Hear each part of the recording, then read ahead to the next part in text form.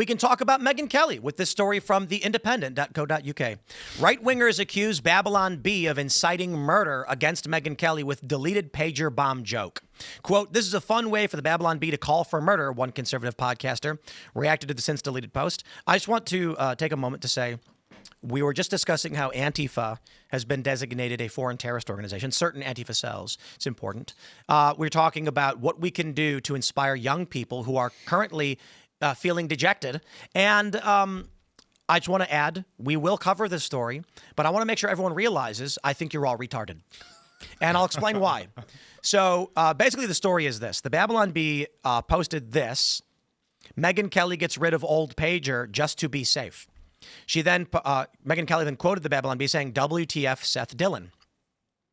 And Mehdi Hassan chimes in by saying, when a far-right pundit on CNN with me joked about my beeper going off and then got banned by CNN, Megyn Kelly had him on her show, and they both laughed about it. Yet here is Megyn Kelly getting super offended when someone else makes the beeper threat against her. Oh, the hypocrisy.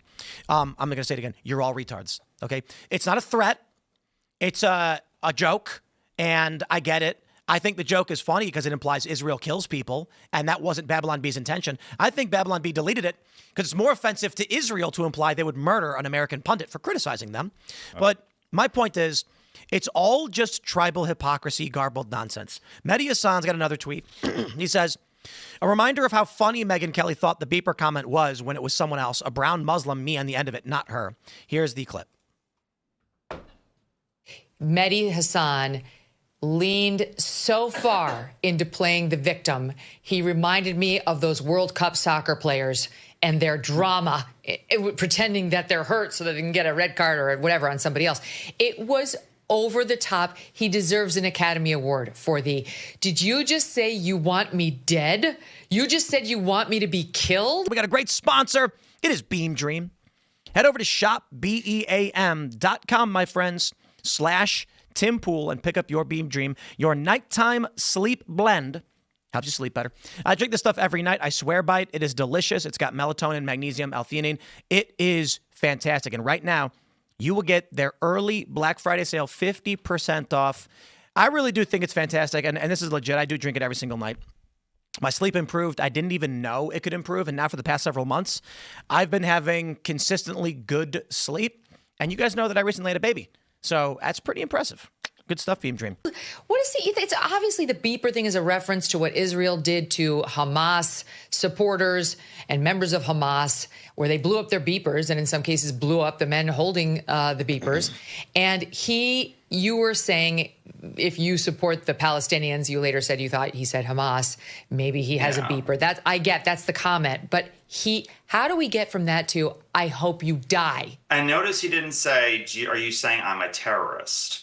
His implication is, therefore, I am a terrorist. Well, they're not laughing in the clip, so, crummy post from Mehdi. But I just want to stress, Megyn Kelly, I think, is, I don't know, disappointed.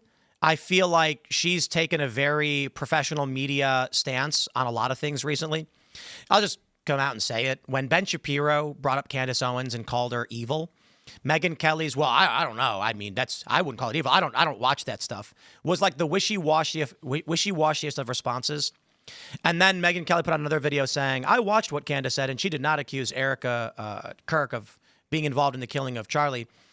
It just reeks to me of faux outrage. There's no moral baseline here as to what you're really mad about. Maybe she's saying WTF Seth Dillon because Seth Dillon's making fun of her, but why are you mad if someone's making fun of you? The Babylon Bees made fun of Candace Tucker, Nick, and tons of other people. Why should she get special treatment? And I would just say in response to the Ben Shapiro thing, if Ben said something about Candace and you didn't agree, or you didn't know, like if it was to me, my response, I'd be like, what did he say? Or like, what did Candace say? That's a bold accusation. Mm-hmm. Yeah, instead Megyn's like, well, I don't know about that. And it's just, yeah, we get it, Megyn. You want to be in Candace's camp. She has a really big audience, and you hope that she props you up, and you're on her side because you're scared of her audience. Whatever. The most demoralizing thing I've seen in the past couple of weeks is the obsession over this kind of nonsense. And this is what we're getting from some of the biggest podcasts in the space. Ben Shapiro, Megyn Kelly, and Candace Owens having a drama battle while I'm sitting here being like, why are eggs, expensive? Yeah. Why is milk expensive? The fact that we've got real substantial problems in the U.S. The inflation that hit a couple years ago, like that hasn't worked its way through the economy. Wages have not caught up. People are still suffering. Like you said, there's the crisis of young people getting out of college with massive amounts of student debt. There's income. There's the idea that income inequality is a massive problem in the U.S. You've got young people that are becoming more and more extreme in their political views, whether it be to the right or to the left. You have Mamdani was just elected in New York. You have the I forget what her name. I think Karen. I forget. Katie Wilson. Katie Wilson, the socialist that was elected in Seattle as mayor. These problems are real, tangible problems that are real things that are going to have a massive effect on the United States in the coming 5 to 10 years. This bickering and arguing about garbage. Who knew what about Charlie Kirk when legitimately all the actual evidence is that the official story is probably the most likely. There's a lot of people that are looking to just farm as many clicks and as much attention as they can off of the death of Charlie Kirk, and it's disgusting. This is all just garbage. I don't care about Candace's show in the sense of like what her subject matter is. What's demoralizing is that people would rather watch vague conspiracy over Charlie Kirk being murdered by his friends as opposed to Trump talking about visas and the border and the economy. I'm having conversations behind the scenes with media personalities who are talking about CPMs being really low right now.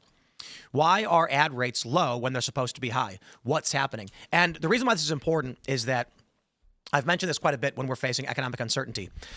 YouTube CPMs, the money you get on YouTube is derived from granular sources, whereas television is going to sell an ad slot to a big company like Pepsi.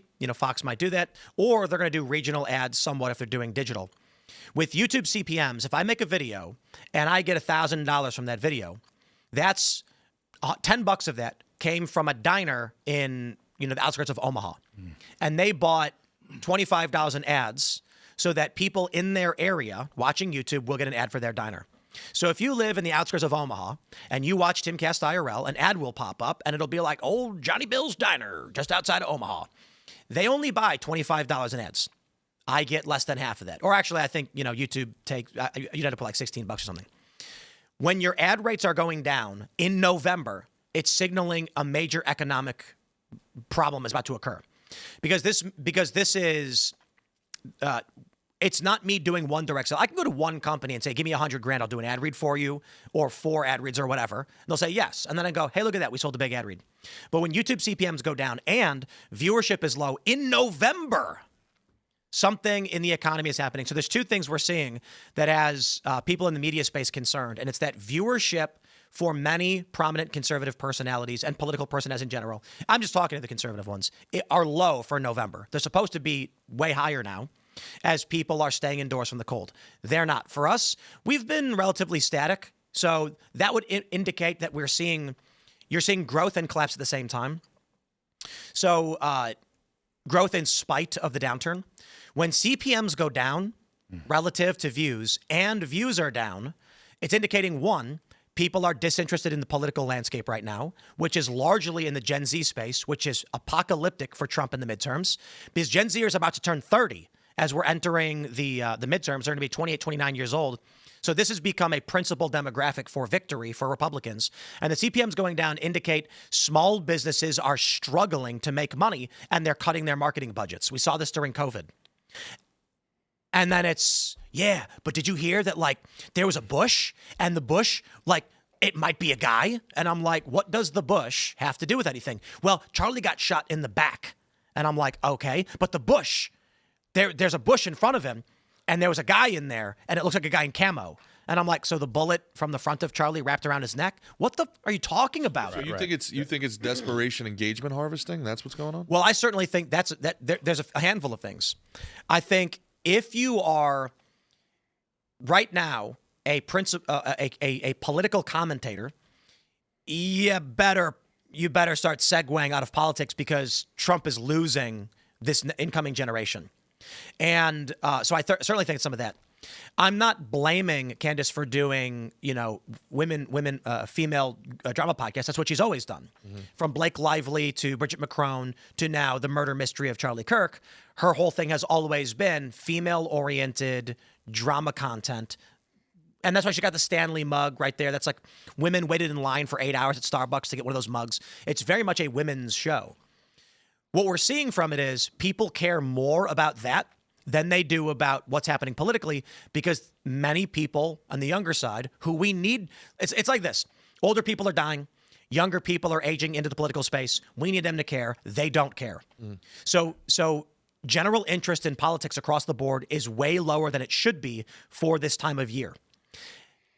And the polling data shows us it's because Trump is not getting the job done for young people. I think a lot of people get their information from X. I just read this. As of the end of October, your X feed algorithm is now being set by Grok. You can go to Grok and direct message it and tell it to change your feed. Always prioritize that's the photography. For you feed. This is saying Grok algorithm. You personalize your feed. You can use direct conversational prompts with Grok. Simply message Grok with specific requests. You can say for 48 hours, change my algorithm. So say, there's two feeds, For You and Following. I never use For You. For You is algorithmically generated posts they send to you, and Following is reverse chronological posts from the people you follow. Maybe you can use For You and set it to be like, stop showing me drama content, show me more technical. No, because then it Antifa. shows you out of date things. It's been really bad. I avoided it all. Okay, it might be it's probably the future of algorithms is you tell the AI what kind of stuff you want to see and it'll show you more of that. But then the default, which you don't seems know to be what drama it's omitting content. from you. What's that? You don't know what it's hiding from you. Yeah. Always, yeah. But it's also go ahead. No. It's also a clarion call to the content creators, like you're saying, like, don't give your enemies a club to beat you with, man. Like, it's desperation and it stinks. How we won and how we kind of fought this counter revolution was through memes. We won through love. We won through comedy, man. And you're looking at something like that. That's an easy one. Instead of being like, what the heck, Seth Dillon's like, hey, I know. I wish Mehdi Hassan cared more about Hassan Piker's dog collar than his beeper. Like it's easy. Or maybe the fact that Hassan is literally in China, glazing China right now. Yeah. So Lost our sense of humor. when we do the Culture War show, the live events we've done have gotten like 800,000 views. It's been fantastic. The clips have been massive. When I did the debate with Brian Shapiro, that one's got hundreds of thousands, and the clips have 300, 400. It's massive. That political debate does really well. When we did the show, so typically, the Friday morning shows will get 100,000 to 200,000. Not the biggest show ever, once a week, and we have a conversation. When we had a conversation on the assassination of Charlie Kirk, it's got like 500,000 on YouTube alone and like another 300, it's like 800K. The narrative is very obvious to everybody that even now, it's more interesting to talk about the mystery of Charlie Kirk's murder than public policy. I'm stressing this. I'm not going to go, I think it's silly they attacked Tucker for interviewing Nick Fuentes, because Tucker is his own person. He can talk about whatever he wants. Candace Owens does this kind of women's-oriented drama show, and she's allowed to do that, and her show's big. What's demoralizing is that people care more about all of that right now at a time when we desperately need to be rallying people as we're entering a midterm year, and Trump is off message. I think Antifa literally shows up and attacks Turning Point USA attendees. I think they just care about what they see. They're getting fed this garbage. I just told Grok, change my algorithm to show me less drama content and more science. Have you done it yet? The point I'm making is YouTube, not Grok. I'm talking about people going on YouTube and people in the news, and what should be the how do we save America message is let's talk about, conspiracy. Yeah. Is it possible that this is inorganic? Is it possible that the way that the far right that you're talking about gets propped up is through left-wing financing? I'll also add Israel stuff too. The answer is yes, but if you operate under the assumption that everyone's out to get you all the time, you're going to miss what people are actually talking about. More importantly, even if it is propped up, if this is what's being fed to people, as Ian's point, then that's the world they're going to live in. Now, I'll tell you, the most frustrating thing is there's I don't want to name shame anybody, but there are people who are political personalities, small, not big, regional, and all they're doing is talking about Israel now. And I'm like, you're a retard. I'm sorry, like you are retarded. Listen, criticizing Israel, fine. Saying that Israel is the preeminent foreign policy issue for the United States, totally agree. Scott Horton comes on the show and says, listen, Israel and our work and our alliance with them and our funding of them is why we're deeply involved in these Middle Eastern wars we should not be involved in. I say, fair point, 100%. But when you now are attacking Trump on the issue of Israel and you've abandoned your core issue that brought you to prominence in the first place, you've gone retarded. And I'm telling you, I go to the grocery store or I'm hanging out with some younger guys at the casino or at the skate park or whatever. They're not sitting here being like, hey, man, what's up with Israel? They're going, I have no house. And I'm like, well, rest assured, if you go on the internet, you'll find all the prominent personalities will fight against Israel on your behalf. And they're going to go, what? And that's what we are getting. It's Israel, it's Charlie Kirk. And I'm like, man, the coalition is fried. Yeah, both sides are making a huge mistake. The pro-Israel, some of them are going way too far.